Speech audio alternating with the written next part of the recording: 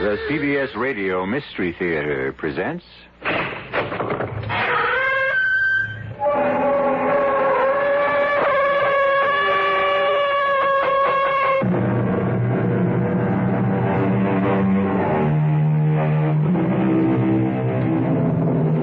Come in. Welcome. I'm E.G. Marshall.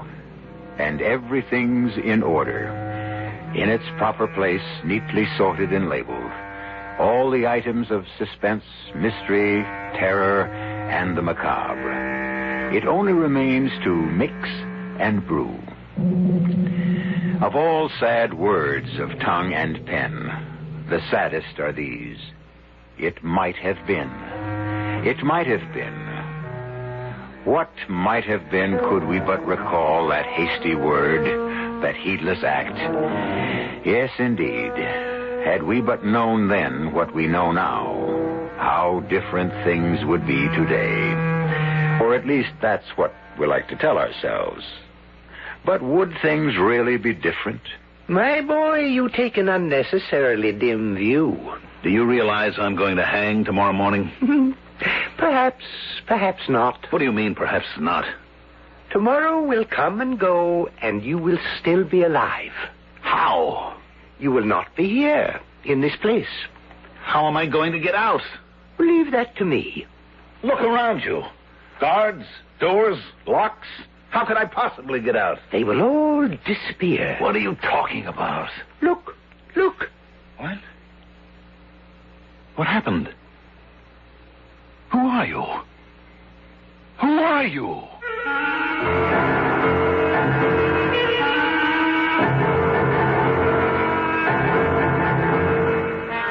Our mystery drama, The Garrison of the Dead, was written especially for the Mystery Theater by Sam Dann and stars Mandel, Kramer. It is sponsored in part by Buick Motor Division. I'll be back shortly with Act One.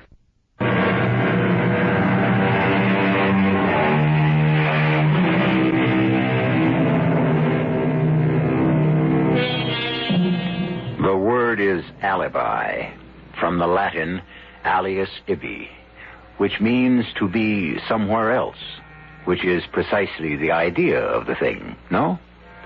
If you are required to commit a murder in one place, you must make sure you can prove you were someplace else at that exact time. This point is so elementary, so simple, one might consider it too obvious to be worthy of mention. Perhaps. But the executioners have been kept busy and the prisons full by those forgetful folk who neglected the basics. And no one is more aware of this than Andrew Macefield. Tonight, it will be necessary for Andrew Macefield to murder Jerome Carlson. It is a serious and most dangerous business. And of course, Andrew would rather not do it. But we live in a world where a man does what he must.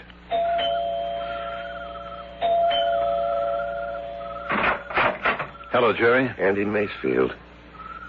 Thought you were in jail. Quit the comedy, Jerry. You knew I was out on bail. You going to ask me to come in? No. Jerry, I've got to talk to you. Whatever you and I would have to talk about has already been said. Jerry, you got to give me a break. I know all your stories by heart. Then try to understand. And remember, if sinners entice thee, consent thou not. What's this? You dare to quote the Bible? Sure I dare. After all, the Bible was written more for me than it was for you. I can't get over this. You going to make me stand outside? Behold, there has risen a new Andrew Macefield from the ashes of the old. Or has there? Enter, Andrew. Ah, all alone. By yourself. Spoken with your usual flair for the redundant, Andrew. Well, what revelations have you to share with me? Jerry, do you want me to go to jail for 10 years? Actually, I would want you to go to jail for life. And pay $500,000 in fine? That money never belonged to you. Jerry, I'll give you half. That's your cut to keep your mouth shut. So, there really isn't a new Andy Macefield. $250,000, Jerry. How many magazine stories do you have to write before you can see $250,000? I'm sorry. Jerry, give me a break. I trusted you, Jerry. I helped you. You came to me. You said you wanted to do an article on how a real estate development is put together. I did. And because I thought we'd become friends, I told you things, well, off the record. And now you're going to go to court tomorrow morning and you're going to testify. That's right, Andy. Well, doesn't friendship impose a certain obligation? There's a higher obligation. To what? To the law. Look, what I told you was strictly on the QT, Jerry. And why? To let you in on a good thing, give you a chance to make some money. You mean give me a chance to break the law? Oh, law? What's so holy about the law? People break the law every day. Didn't you break the law a couple of years ago when you wrote an article telling young guys how to avoid military service? That was a matter of conscience. What you really mean is it's all a matter of personal taste. Perhaps. But my taste doesn't run to swindling poor, ignorant people out of their life savings. Grow up, Jerry. These are suckers who were born to be taken. We've been through all this, Andy. I guess we have. So you're going to walk into that courtroom tomorrow and explain to the jury just how I separated those suckers from their dough. I think it's time we said goodbye. Yes, it is. In more ways than one. But you're crazy to point that gun at me. Crazy? This is the only thing that makes any sense. I offered you money, no dice. I tried to appeal to your friendship, no good. So now I have to kill you. You can't get away with it. Why not? Everybody knows you'd stop at nothing to prevent me from testifying. You threaten me in public. You're the only one with a motive. Threats, motives, they won't matter. I'm going to have an alibi. How could you hope to prove that you... A guy didn't... like me never hopes. He plans. Now, on my watch, I've got exactly 9:57. The coroner is going to fix the time of your death at exactly 10 p.m. Oh, Andy, put that gun away. You think this is a joke, huh? No, Jerry. It's on the level. But I'm going to have an alibi. Marguerite. Huh? Oh, that's the best I've ever heard. Marguerite. Why is it so funny? Because Marguerite is not that kind of woman who could commit perjury. Your problem is you don't know people, Jerry. You don't know what makes them go. Marguerite may have all those letters after her name, but underneath it, she's just a woman. Now, hold it a minute. She loves to be treated like a woman. Marguerite is in love with me. She thought she was, until I came along, and besides, I'm going to give her $10,000. Oh, I can't believe it. Now, with my left hand, I'll just pick up this phone. I'll put it down and dial. I'm dialing Marguerite, and you'll be able to hear for yourself.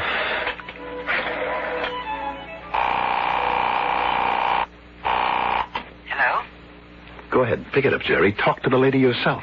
Hello, Marguerite? Who's this? It's me, Jerry. Marguerite, Andy's gone crazy. He's here pointing a gun at me. Oh, no, Jerry. Andy can't be there. Huh? He's here with me. No, he's here. He wants to kill me. Now, dear, he can't be at your place. He's right here, and he's angry. He's No. yelling at me. Just listen. Marguerite, listen to me. You listen, Jerome. Hear for yourself. You're not going to make a monkey out of me. You're not going to go running around with every Tom, Dick, and Harry the minute I turn my back. Oh, shut up, Andy, and give me a rest. You see, Jerome? Andy and I are having a fight. No. So, call me back later. No. Marguerite! Hang up, Jerry. That's all there is. No, listen. My voice is on a tape recorder. That apartment has thin walls.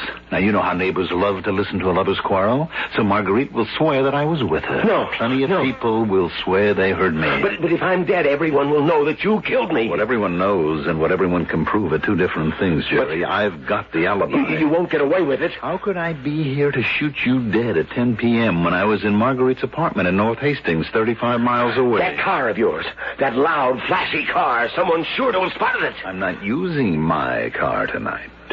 I'm driving Marguerite's mousy little... Andy! What? You want to make a deal now, Jerry? It's too late.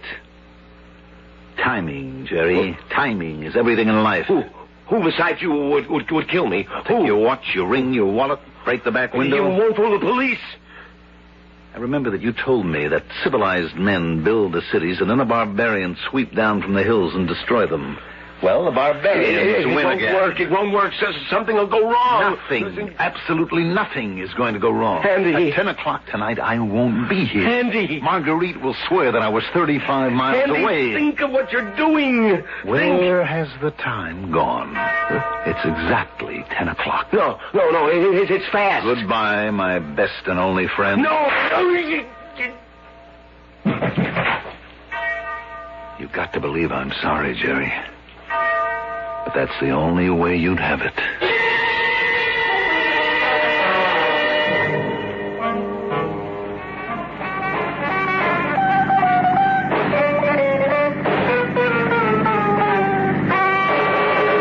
Hello.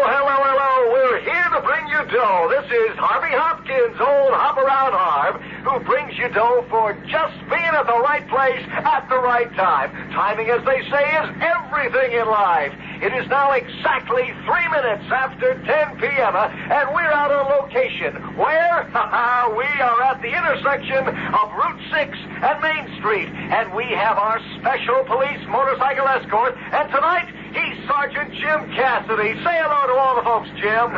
Evening. That was Jim saying good evening to everybody, but Jim will have a special good evening for you personally if you happen to A, drive past the intersection of Route 6 and Main, and B, if you have an R and a 5 on your license plate. Yes, sir, an R and a 5. An R and a 5 will make the jackpot, which is $650. All that money for an R and a 5 on your license plate. And if you're the first one to pass the intersection of Route 6 and Main, it is now precisely 4 minutes after 10 p.m. And I do believe we've got a winner because, yes, Sergeant Cassidy is gunning up that motorbike, and he's after a car that has just passed by us here at Route 6 and Main, and off we go in hot pursuit. Yes, sir. The sergeant's overtaken him, or her, as the case may be, and we have got a winner. Please pull over, sir. What's the matter? What have I done? What do you want? Please pull over, sir. What's the meaning of this, officer? Sir, I'm very happy to inform you that you have just won the jackpot.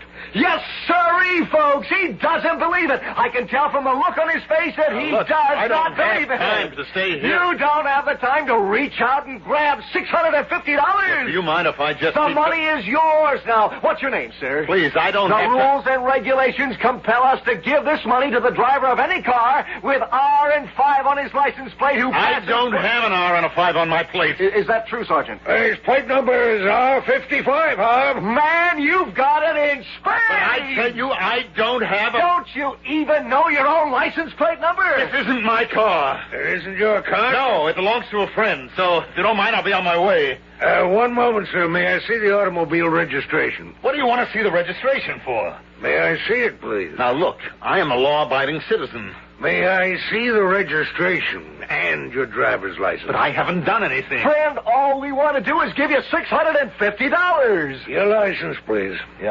Yeah, sure. Look out, everybody! Well, how do you like that? We offer a fella $650, and he turns into a wild beast. Well, here goes Sergeant Cassidy in pursuit.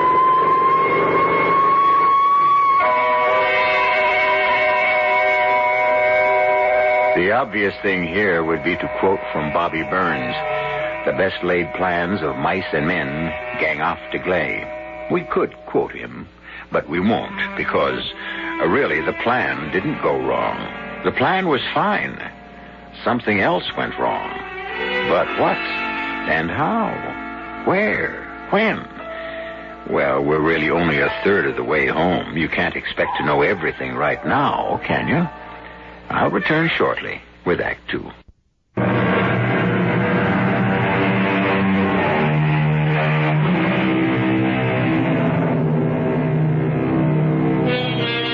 You know the old Russian proverb, "He that is fated to drown can even drown in a cup of water."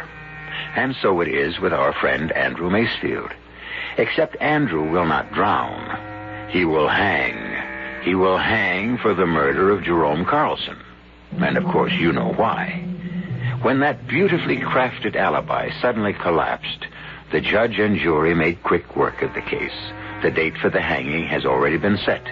And the days, if we may quote that beautiful song, are dwindling down to a precious few. Yeah, I couldn't help it. It was him or me. I didn't want to do it. He was my friend. Tell him, Jerry, tell him. We were friends. Tell him we were friends, Jerry. We were friends. And you know it was nothing personal. You don't hold it against me, do you?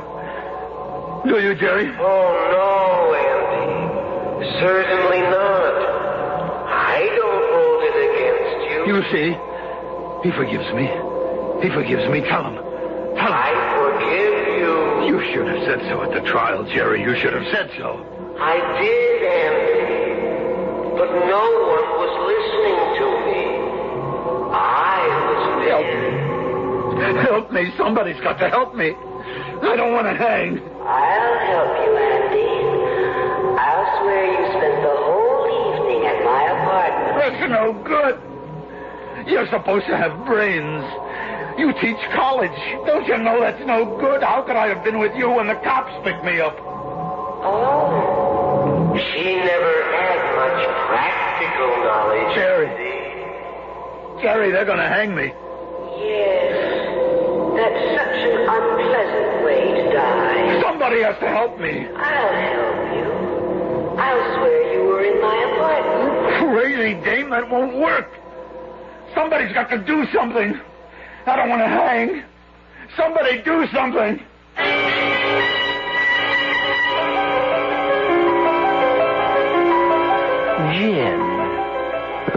Gin? Yeah, I guess you got it. I must say, Mr. Fallowfield, your mind doesn't seem to be on this game. You could be right, Mr. Paris.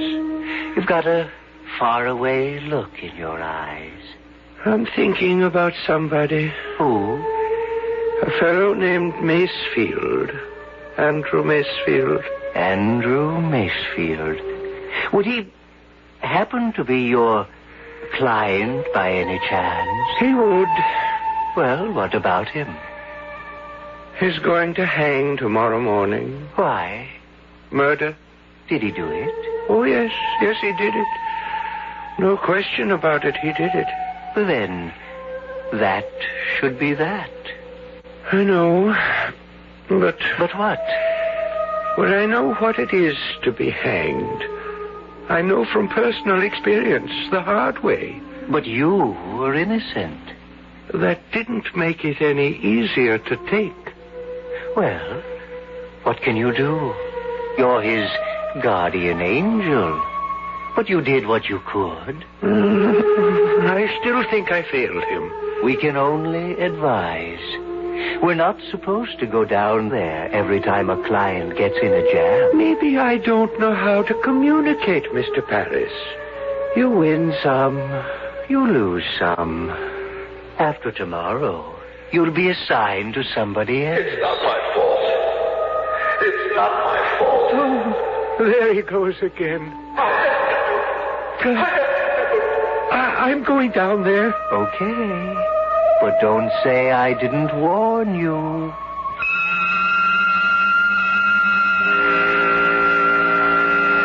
It's not right. It's not right. Help me, please. Somebody's got to help me. Mr. Maxfield. Mr. Maxfield. What? Hey. What do you want? Oh, it's you. Yeah, it's me, Al, the guard. It's not time yet. It's not time yet. No, it ain't nowhere near time. You said you'd let me know in advance. You said you'd give me plenty of warning. Sure. Sorry I had to wait you, but you got a visitor. A visitor? Yeah. Oh, you've got to be joking. Who would want to see me? I would. What? Who are you? May I come in? What do you want?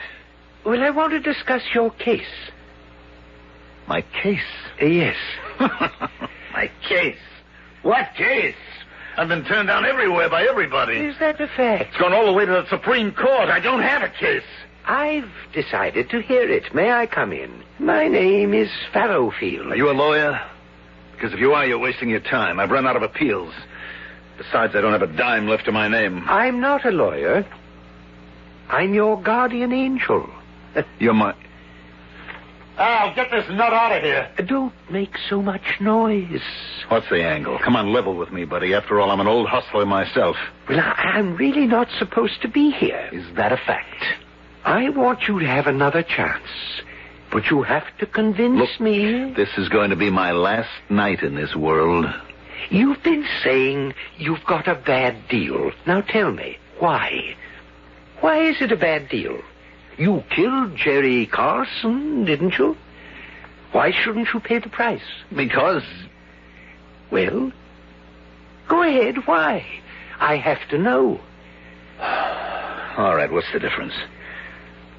It's just another nightmare. No sense my getting uptight.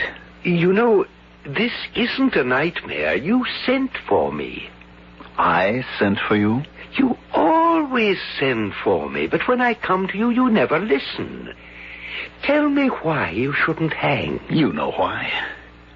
Look, everybody in the world he's got his place in, well, Jerome called it the scheme of things. Now, a wolf kills a lamb. Do we blame the wolf? How can we? He was made for that purpose. He can't help it. But you're not a wolf. And Jerome wasn't a lamb. I am a wolf. I had to be a wolf, or it would have been curtains for me years ago. I had no parents since I was 5 years old. I had to shine shoes, peddle papers. It was hustle or go under. But man has free will. Man decides whether or not... Don't talk to me about free will. I was brought up in a jungle. Other men had mean beginnings and have risen I'm not other men. I'm me. Look, somebody made me into what I am. The kind of guy who'd have to commit murder one day. Now, why should I have to hang for it? That, then, is the point of your brief? Whatever it is, the defense rests. But why do I say defense? I should say prosecution. Why should I be on trial? Whatever made me into what I am should get the rope. So, you want another chance? Oh, definitely. I've got one coming. Another chance? To do what? To be what I always wanted to be. What? Don't laugh. A writer. A writer? Like your friend Jerome? Yeah. You see, I learned something from him. Now, he didn't have much money. How many people ever heard of him? But he was happy. You know why? Because he was creative. And he was expressing himself in the right way. You know my problem? No. I'm a creative guy, too, but I didn't have the education to express it in stories and plays and scripts, so I expressed it in creating hustles and deals. Do you see? Yes. Now, that hustle I put together, the last one, that was a work of art. When I had to kill Jerry, even the alibi, you've got to admit, maybe it didn't work. But it had a touch of class to it. Another chance. And this time you'd become a writer.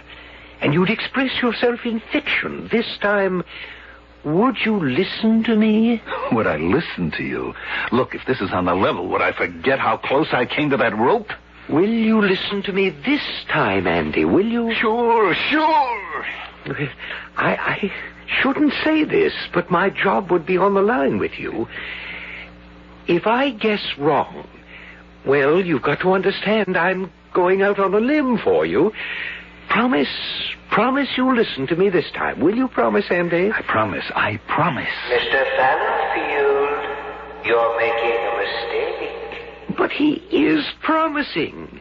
He's promised me, Mr. Paris. Okay, Mr. Fallowfield. Don't say I didn't warn you. Andy, will you become a writer? Yeah. A fine writer? And a credit to both of us. Yeah, sure. Hey, look at me. You got me believing it. And, in just 1 minute, a strange thing is going to happen to you. You won't be in this jail. No? Where? Where will I be? I don't know. Because you will have lived a different life, I hope.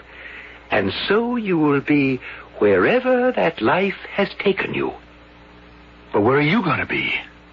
Where I'm supposed to be, Andy. Watching over you, trying to guide you. And what will I have become? What you claim you wanted. A writer. A writer? Will I be rich? Famous? Why? Is it important? As long as you're creative, isn't that the main thing? Sure, that's all that counts. Andy, in 30 seconds, you'll be 37 years old, just as you are now. But instead of being in a cell, you will be wherever your different life has led you. And Andy, I hope you keep your promise and listen to me.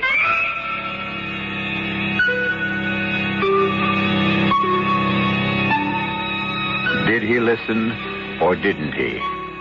Where even angels disagree, who are we mortals to express an opinion? One thing is certain. If you're about to be hanged, it's wonderful to have a guardian angel who's willing to climb out on a limb and cut the rope. So, whom shall we meet in Act 3? A different or the same old Andrew Macefield?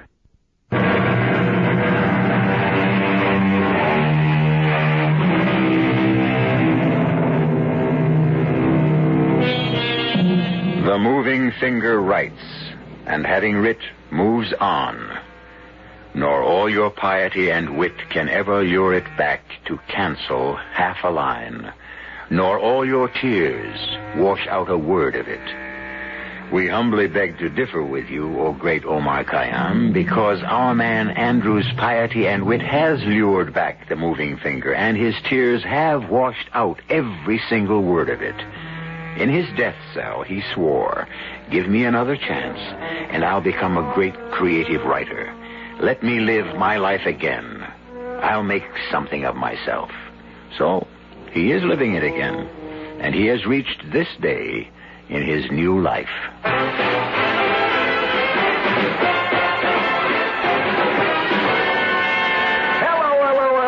This is Hop Around Harvey Hopkins, hopping around all over town to where the action is. And right now, the action is at the Celebrity Club Party for literary giant Andrew Macefield to celebrate the publication of his latest blockbuster of a novel, Kiss Away the Blood. Hi, Andy. Hello, Harv. Andy, they tell me Kiss Away has already been sold to the flicks for the record price of 1 million smackers. Congratulations. Thank you, Harv. Yes, folks, this is the fellow they call Handy Andy Macefield because he's so handy with that typing machine. How does it feel to be the world's best-selling writer? Well, I have a deep feeling of humility and responsibility. Andy, how do you answer those highbrow critics who claim your work is violent, pornographic trash? Well, I say in all humility that Dostoevsky, Dreiser, and Hemingway were slandered in a similar fashion.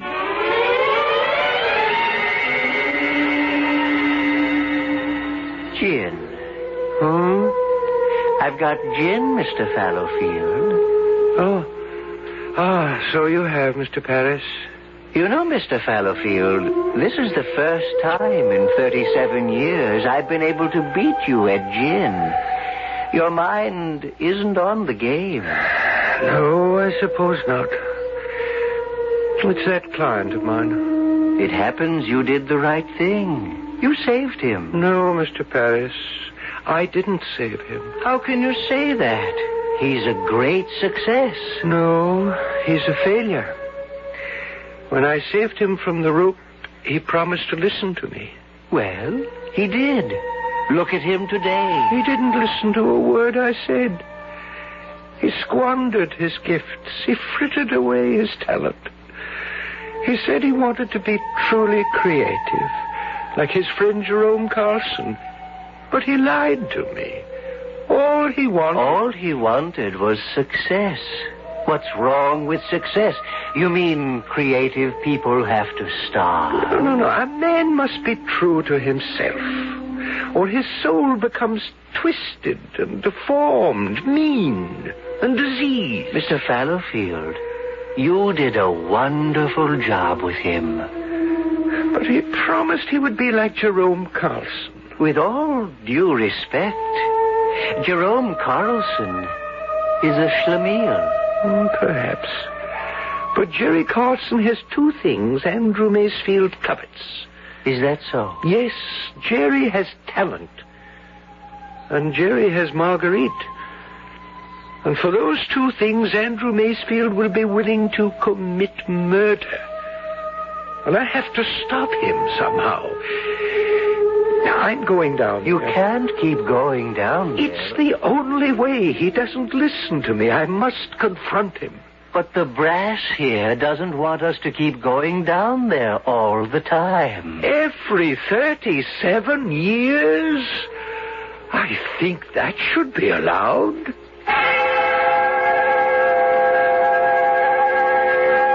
Yes, sir, Andy. Let them criticize all they want. You can laugh all the way to the bank. Folks, let's hear it for one of the sweetest, most humble guys on earth, Andy Masefield. Well, that's finally over. Mind if I turn the TV off? Jerome, why didn't we go to that party? Marguerite, my dear, you know what I think of those parties. Andy begged you to come. I wouldn't be seen. I know. You wouldn't be seen at a place where rich, successful people get together. You like to wallow around with miserable, neurotic losers. Failures, like yourself. And I don't think of myself as a loser, and I don't believe I'm a failure. I write what I please. Maybe it pleases you. Doesn't seem to please anybody else. I have faith in myself.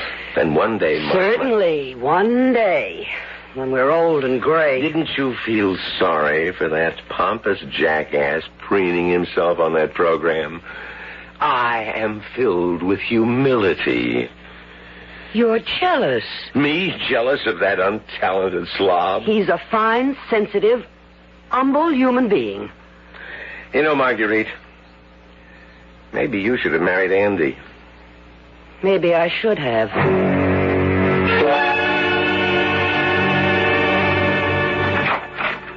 Andy. Where were you? You didn't show up for the party. Oh, Andy, you knew Jerry would refuse to go. I lined up a whole gang of people for him to meet. Agents, publishers, producers. He could have done himself some good. Why didn't he want to come? He's working on his book. Oh, his book. All right. Let's forget it. Where is he now? Where would he be at midnight? Sound asleep. Marguerite. No, Andy, Marguerite, don't. I love you, darling. He's your best friend. I can't help that. You mean more to me. He's shortchanging you, darling. He gives you nothing. You even have to support him. Andy, he's really a great writer. Yes, a great writer who nobody ever reads. Oh, please. Oh, you keep working, honey. Keep doing without. Keep worrying about paying the bills. Get lines in your face and age before your time. I don't know what to do. Divorce him. Oh, I can't. He'd never let me leave him to go with you. That would be the final outrage. He'd kill me before he'd let you have me. What are you saying? Andy, there's only one way I could ever leave him to go with you. And that's if he were dead. Well, I don't believe it. You mean you don't want to believe it? But you're a realist. You know the things that have to be done to get what you want. Think about it. Think about what? Reality.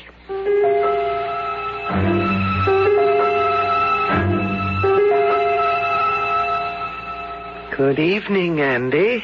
What? Well, who are you? An old friend. How did you get in here? My name is Fallowfield. I don't believe this. You didn't believe it 37 years ago, either. How could you have gotten in here? The door's locked, the window... on 28 floors above the ground. Andy, 37 years ago, this very day, you promised you'd listen to me. You faced the scaffold. I gave you another chance. Wow. Keep talking. I'm having a vision. No, this is all real. I'm breaking the rules. What rules? I don't want you to hang. Hang? Me? Why? For the same reason you were sentenced last time. For the murder of Jerome Carson. You're nuts. Or I'm nuts. Do you think I'd kill Jerome just for Marguerite? I mean, I'm tempted, but no dice. You wouldn't kill Jerome just for Marguerite. Perhaps. But you would kill him for Marguerite and what? And his talent. What are you saying? I can't say any more. I've said too much already. I have to leave. I'll keep trying to advise you and guide you in the usual way. But this time, please listen. Oh, sure. Look, Mr. Fallowfield. Where'd he go? This is something. I'm dreaming while I'm wide awake.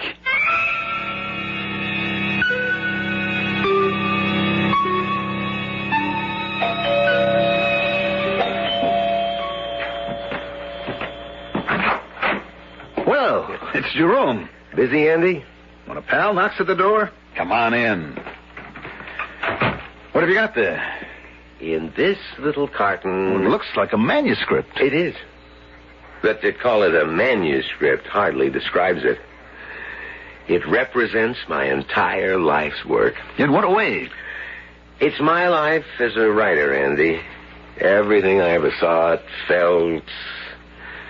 And this manuscript, these 500 pages...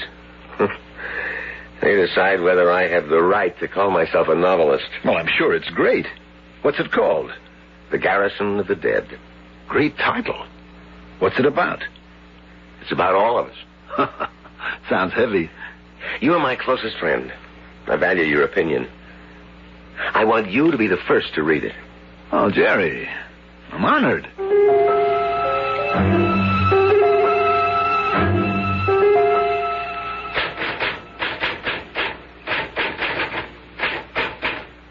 Oh, Marguerite, turn on the TV. Andy's going to be on the show with that obnoxious Harvey Hopkins again. If he's so obnoxious, why do you listen? Oh, I haven't seen Andy in weeks. Ever since I gave him my manuscript to read. I wonder I haven't heard from him. Andy, word from your publisher is that your newest novel is the greatest ever written by an American. Different, completely different from anything you ever did before. I quote, a big, brooding, philosophical... Yes, that's true. What's the title, Andy? The Garrison of the Dead. But that's my title. Sounds like a blockbuster. That's my book. Well, you see, man gathers in groups, but these are truly garrisons. And man thinks he's fighting for life, but in reality, he's already dead. That is Marguerite, it's mine. It's mine. He stole my book. Calm yourself, my dear. You stole my book. What book? The one I asked you to read. Jerry, are you ill? Do you deny that you stole my Jerry. book? I asked you to read it so you would see what you could have written if you hadn't frittered away your talents. I wanted you to read the work of a novelist, you pornographic hack. Jerry, you've gone crazy. You won't get away with it. I'll sue you for plagiarism. I'll expose you for the fraud you are. Jerry, please, don't make a fool of yourself. Andy, we're in trouble. Why, Marguerite? The trial tomorrow, the plagiarism trial. Andy, Jerry has proof. Proof! How could he have proof? He's been writing Garrison for 20 years. He started when he was in the army overseas. The first 2 chapters were published in some obscure provincial magazine in Germany. What are you saying? Now, the magazine went under years ago. But he has a copy with those 2 chapters and an outline. Andy, tomorrow in court he can destroy you. Us. Now, wait. Just wait. I've got an idea. Suddenly I've got an idea. What time is it now? 6 o'clock. All right. Drive over to my apartment. I've got a plan, Marguerite. And it's foolproof. Put that gun away, Andy. You're crazy. This trial has generated too much publicity. Everyone will know that you killed me, and why? Forget that I'll have an alibi. How could I have killed you here in South Freehold at 10 p.m. if I was at my apartment in North Hastings? Marguerite's covering for you won't help. What was she doing in your apartment anyhow? People will ask. She came to me as your loyal, loving wife to beg me to go easy on you. No, you won't get away with it. Oh, yes. At 10 p.m., when you were killed by a burglar, I'll be able to prove I was in my apartment. Would your wife lie to save me? No. So you see, Jerome, I get it all. The woman the fame. No. And you won't get the chance to show that magazine. You won't get away with it. Keep saying that if No, it you makes won't. you feel better. No, please, Andy, no. I'm sorry, Jerry. I'm really sorry. But I had to have that book.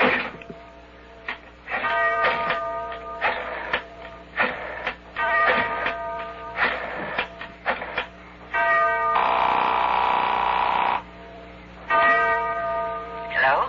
Marguerite, it's exactly 10. And we no longer have a problem. I'll get on the turnpike and see you in an hour. You were here with me all the time, darling. Of course.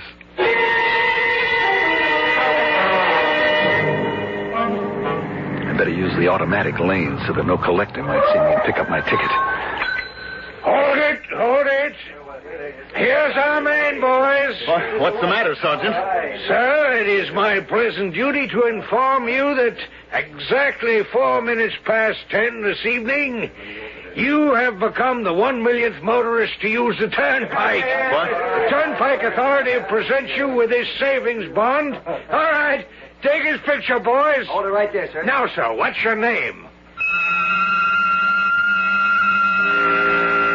Mr. Fallowfield, I remember.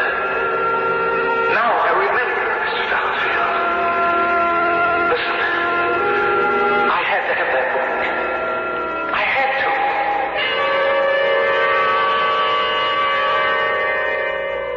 Gin, Mr. Paris. So I see, Mr. Fallowfield. Incidentally, do you hear someone calling to you? Yes. But, as you like to say, you win some, you lose some.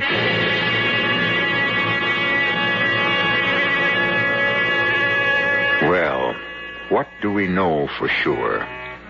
We know for sure that back at that toll booth, they asked Andy his name, and his name turned out to be Mud. And what does it prove?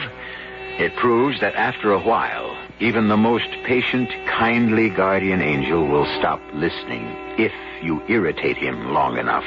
So, please listen to yours. I shall return shortly.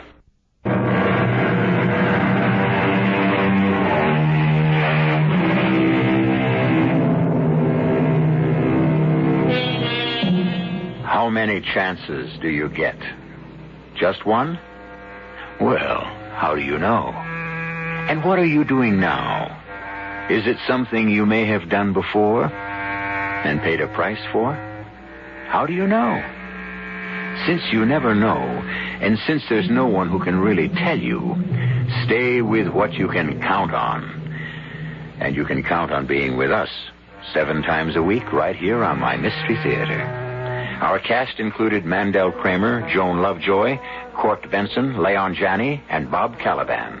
The entire production was under the direction of Hyman Brown. And now, a preview of our next tale. It's incredible. That's what it is. Now, just a minute. You say she was willing to pay $1,000 for it. For imitation leopard skin. But she wanted it and had to have it for her twin sister? Yeah, well, I don't buy that, Mother. This second attempt to get a hold of the coat. I mean, by a guy who was ready to kill us in an accident if it turned out that way. No. There's something about that coat. Something somebody wants. Yes, but what could anyone want with an imitation leopard skin coat? Where'd you buy it, Rose? Harrods in London. I wish I knew how to straighten out the mystery of Rose's coat. Oh, dear. You don't straighten out a mystery. You solve it. And I ought to know. I've read hundreds of them every year. Solve most of them, too. We'll try solving this one then, Aunt Ruth. Well, as a matter of fact, I've been thinking, and I may have the answer. This is E.G. Marshall inviting you to return to our Mystery Theater for another adventure in the macabre. Until next time, pleasant dreams.